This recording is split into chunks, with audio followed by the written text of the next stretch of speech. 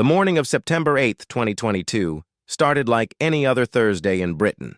People hurried to work with their coffee cups steaming in the crisp autumn air.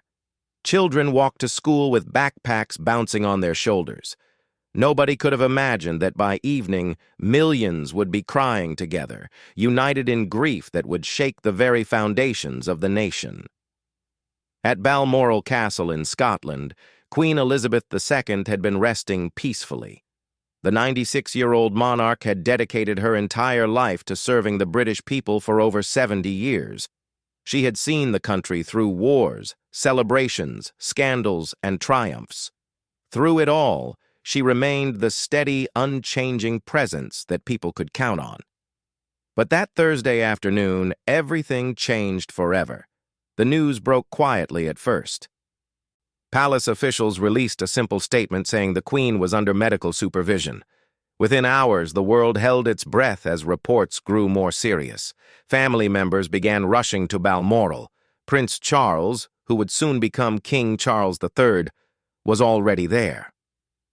Prince William immediately canceled his royal duties and began the journey north. Catherine, the Princess of Wales, was at Windsor with their 3 children when the call came. Prince George, Princess Charlotte, and Prince Louis had just returned from their first day at a new school. The family was settling into what should have been a normal evening routine. Bath time, homework, bedtime stories, the ordinary moments that make up family life, even for royalty. But this evening would be anything but ordinary. As Catherine helped Charlotte with her reading and watched George practice his football skills in the garden, she had no idea that millions of people across Britain and around the world were glued to their television screens, watching and waiting for news. Social media platforms crashed under the weight of people desperately seeking updates. The BBC interrupted regular programming. News anchors spoke in hushed, respectful tones as they shared what little information they had. At 6:30 p.m., the announcement came. Her Majesty Queen Elizabeth II had died peacefully at Balmoral that afternoon. The longest reigning monarch in British history was gone. The reaction was immediate and overwhelming. In London, crowds began gathering outside Buckingham Palace even before the official announcement. Flowers appeared as if from nowhere. People who had never met each other stood together, many with tears streaming down their faces. The Union Jack was lowered to half-mast as a nation tried to process the magnitude of what had just happened. Television presenters struggled to maintain their composure as they delivered the news. Even the most seasoned journalists found themselves fighting back tears.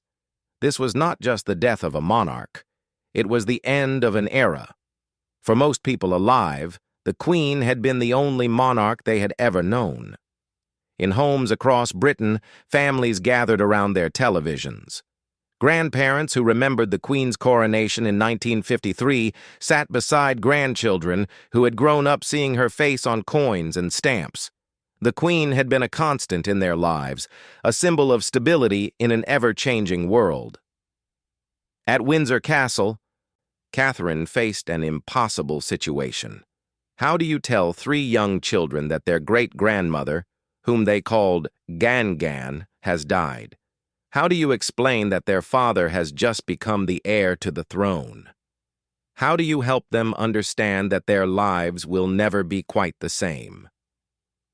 Prince George, at 9 years old, was beginning to understand the weight of his position as second in line to the throne.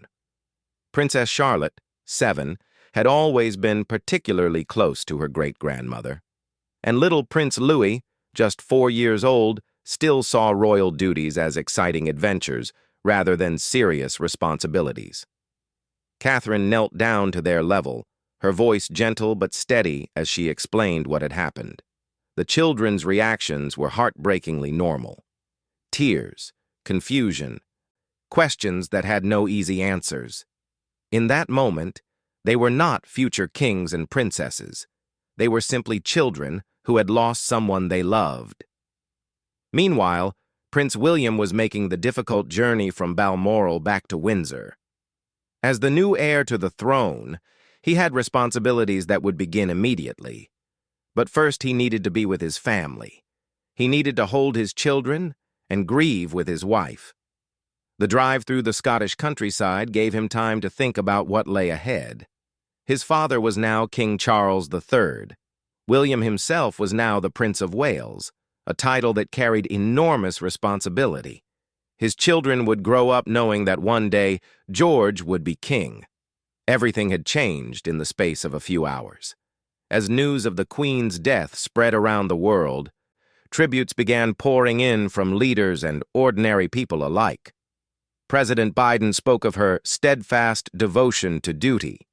President Macron called her a kind-hearted queen who has marked as never before her country and her century. But perhaps more moving were the simple messages from ordinary people who felt they had lost a grandmother figure. In Britain, people left their homes to be with others. Pubs fell silent as patrons raised glasses to the Queen's memory.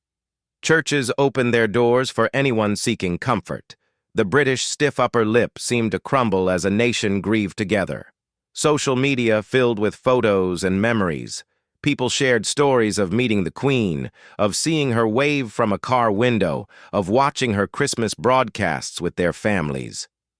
Many posted childhood photos of themselves dressed as the Queen for school plays or fancy dress parties. She had been woven into the fabric of British life in ways both grand and intimate. The royal family, despite their grief, knew that the nation would be looking to them for guidance and comfort in the days ahead. There would be protocols to follow, ceremonies to plan, and a grieving public to console.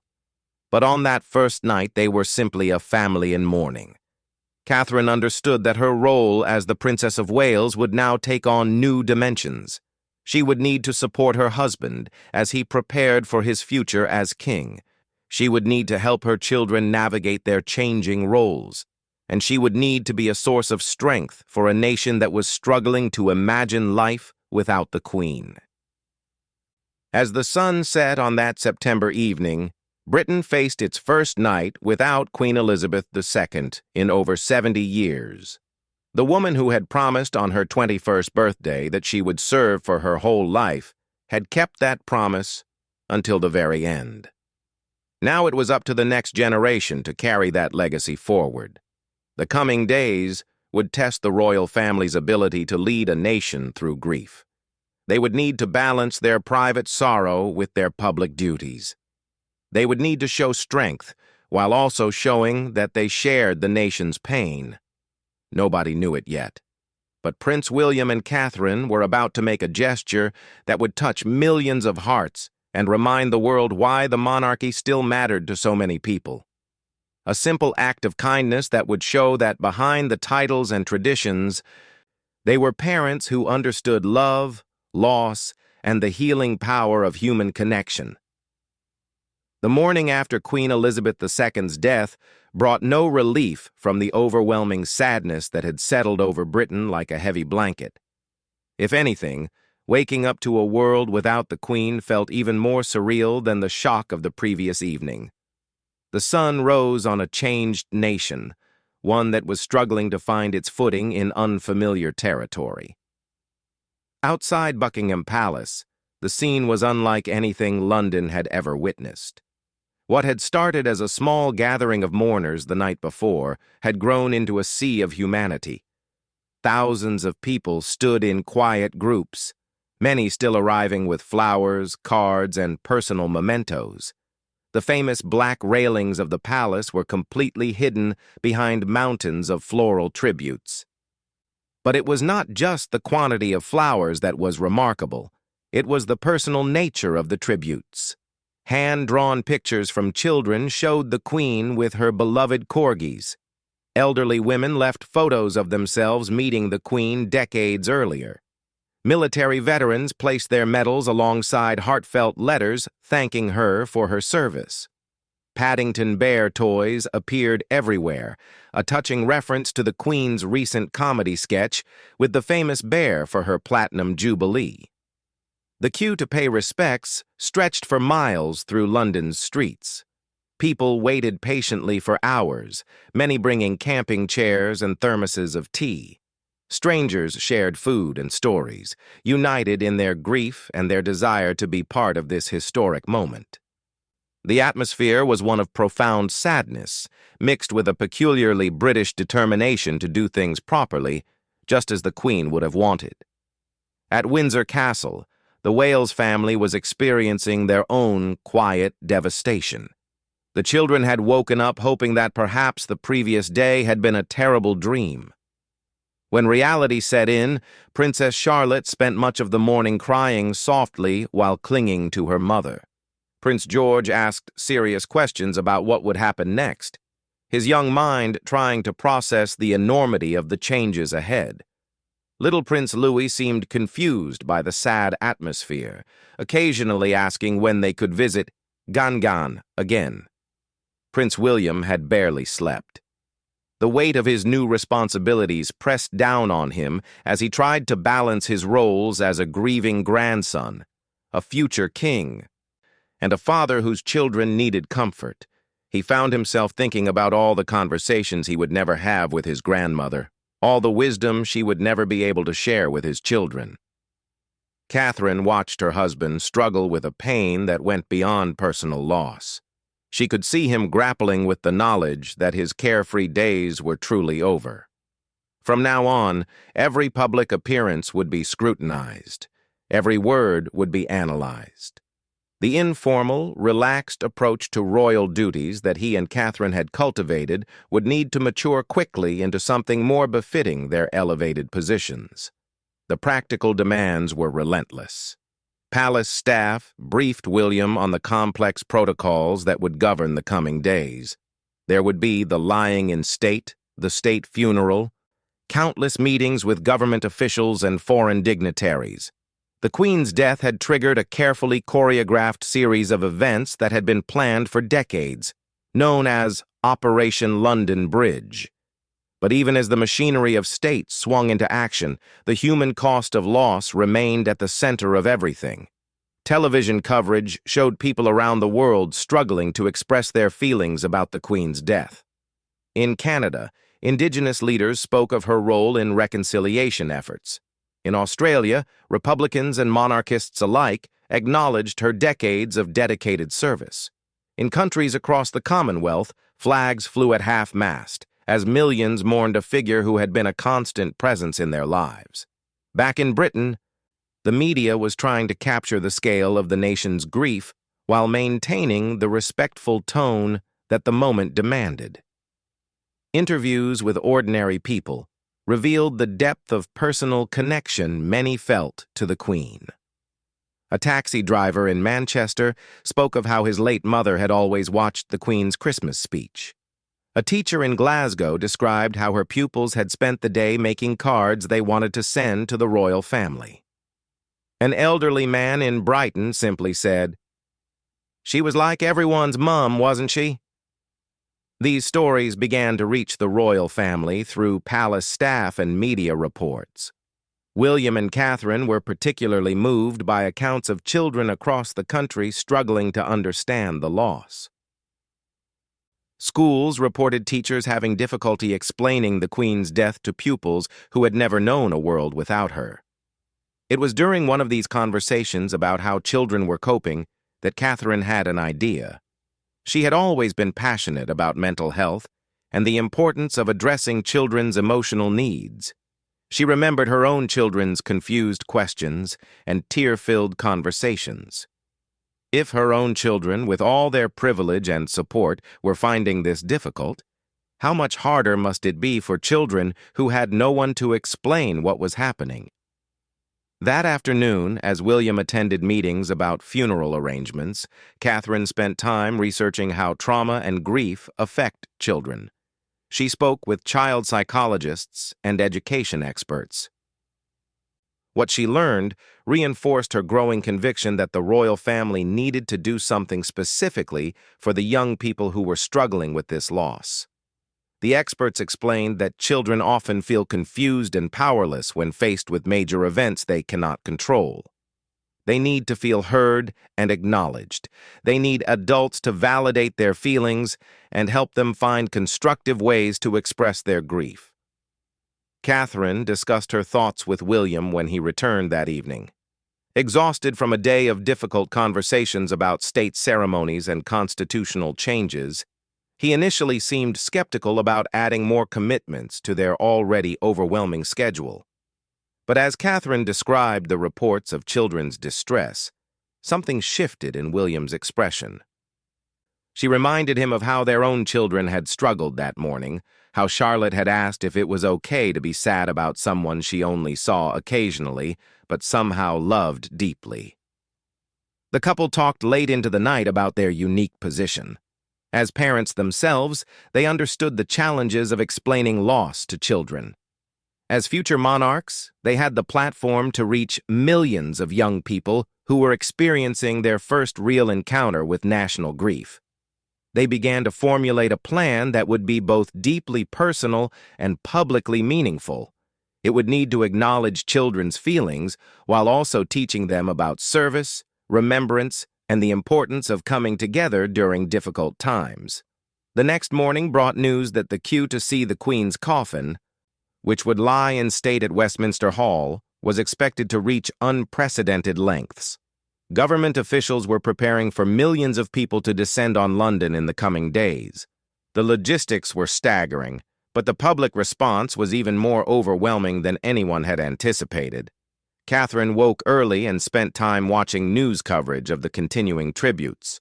She saw children leaving drawings at palace gates, schools holding special assemblies, and youth organizations planning memorial services.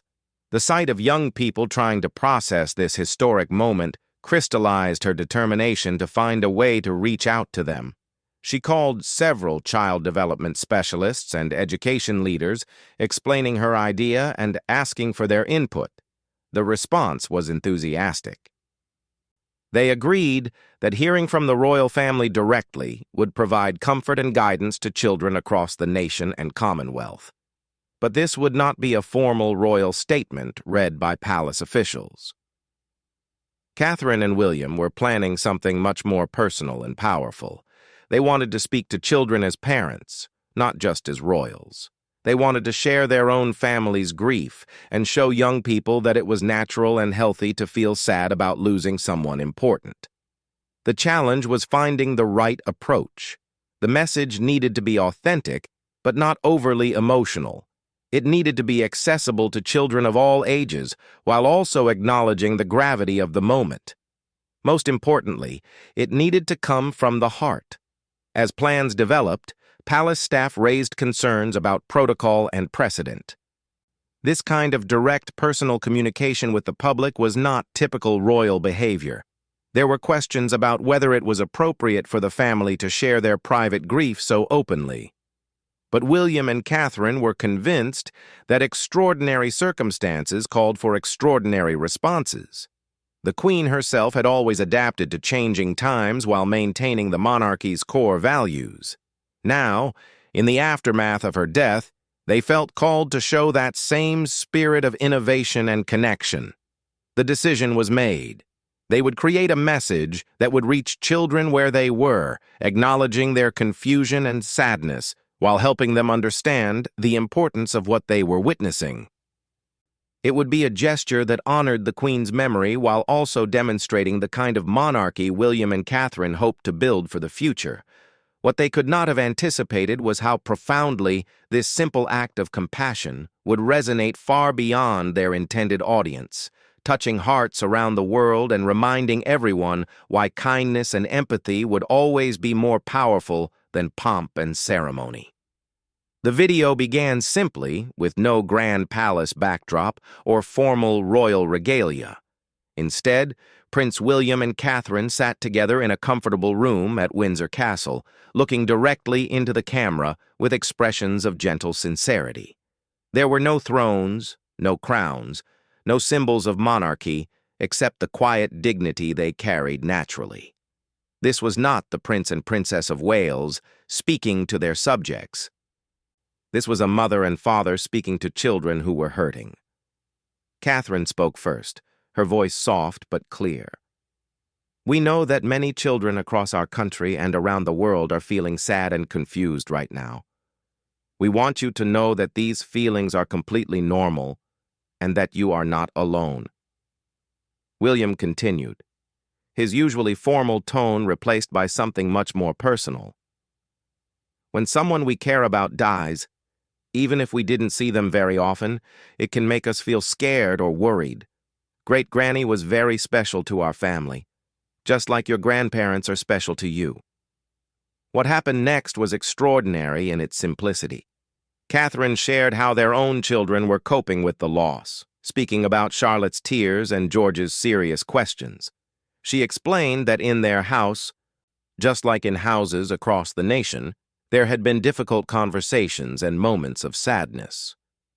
But the most powerful moment came when they addressed the children directly. "You might be wondering what will happen next," William said, "or you might be worried about changes coming to your world.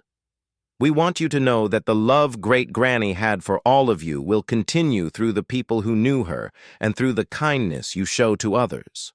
Catherine added, "If you feel like crying, that's okay. If you feel scared, that's okay too. The grown-ups in your life are there to help you, just like we're here to help each other." The video was only 3 minutes long, but its impact was immediate and overwhelming. Within hours of its release, it had been viewed millions of times. News organizations around the world picked it up, many noting that this was unlike any royal communication they had ever seen. But the real measure of its success came in the responses from ordinary families. Parents wrote to say that their children had watched the video and finally been able to express their own fears about the Queen's death. Teachers reported that pupils who had been quiet and withdrawn suddenly opened up about their feelings. Most remarkably, children began responding directly. Schools across Britain and the Commonwealth organized projects where young people could write letters or create artwork responding to William and Catherine's message. The palace was inundated with thousands of drawings, poems, and heartfelt notes. One letter from 8-year-old Emma in Liverpool read, "Thank you for telling us it's okay to be sad. I was worried I was being a baby for crying about the Queen. Now I know even princes and princesses cry sometimes."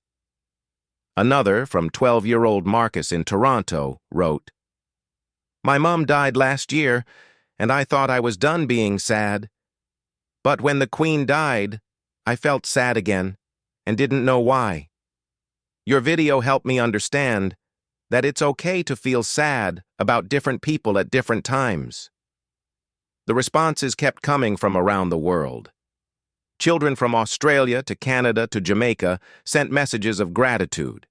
Many shared their own stories of loss and how the royal couple's words had helped them understand their feelings better. But perhaps the most touching responses came from children who had been inspired by the message to think about service and kindness. Schools reported an increase in community service projects as young people looked for ways to honor the Queen's memory through action.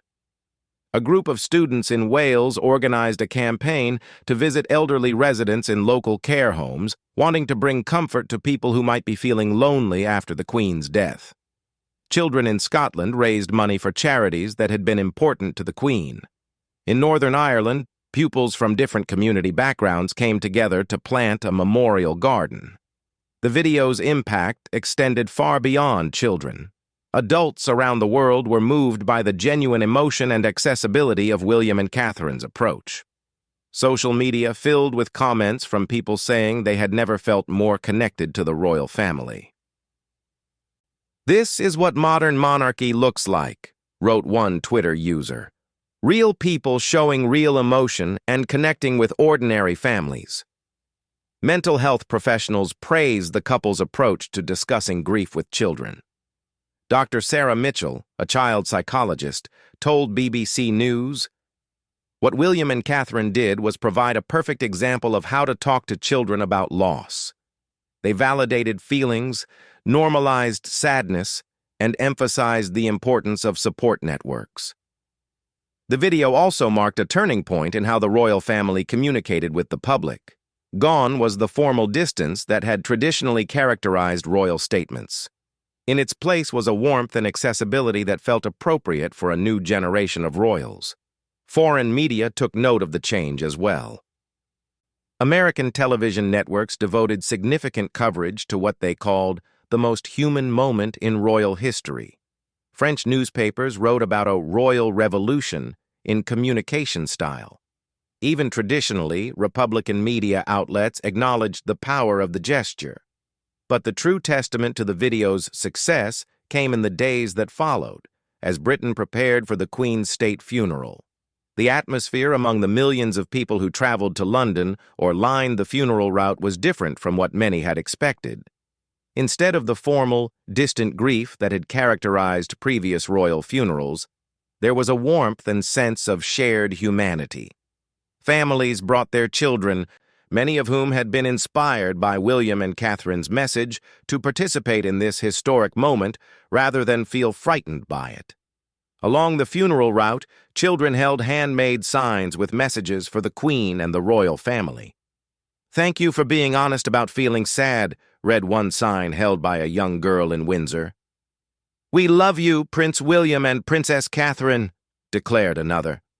During the funeral itself, cameras caught moments that showed how deeply the couple's message had resonated. When Princess Charlotte was seen wiping away tears, children watching around the world felt less alone in their own sadness. When Prince George stood solemnly beside his father, young people everywhere understood that grief and duty could coexist. The funeral procession included thousands of children from schools across the Commonwealth, many of whom later said that William and Catherine's video had given them the courage to participate in honoring the Queen's memory. In the weeks that followed, the palace received so many responses to the video that a special team had to be organized to read and respond to them. Each letter received a personal reply, often including photographs or small mementos. The impact extended to the royal couple's future work as well. Their approach to addressing children's mental health became more prominent in their royal duties. They began regularly including direct communication with young people in their public engagements, always maintaining the authentic tone that had made their grief video so powerful. Catherine later reflected on the experience during a visit to a primary school in London. "We learned as much from the children's responses as we hoped they learned from our message," she told teachers. "They showed us that honesty and vulnerability are strengths, not weaknesses." The video became a turning point not just in royal communication, but in how public figures approached discussing difficult topics with children. It demonstrated that acknowledging pain and uncertainty could be more comforting than trying to maintain a facade of unwavering strength. Years later, the video was still being shown in schools and shared by families facing their own losses. It became a resource that transcended its original moment, offering timeless lessons about grief, empathy, and the importance of emotional honesty. The Queen herself would have been proud of her grandson and his wife for understanding that true leadership sometimes means showing vulnerability. In choosing to speak openly about their family's grief, William and Catherine honored her memory while also modeling the kind of monarchy she had always envisioned, one that served the people by understanding their needs and meeting them with compassion. The moment when an entire nation wept became, through their gentle intervention, a moment when an entire nation also learned about the healing power of shared humanity. In their simplest, most heartfelt gesture, they reminded millions that behind every crown is a human heart, and that sometimes the most royal thing you can do is simply care for others who are hurting. Their quiet moment of connection had touched not just millions, but had changed forever how a nation thought about grief, leadership, and the bonds that hold communities together through the darkest times.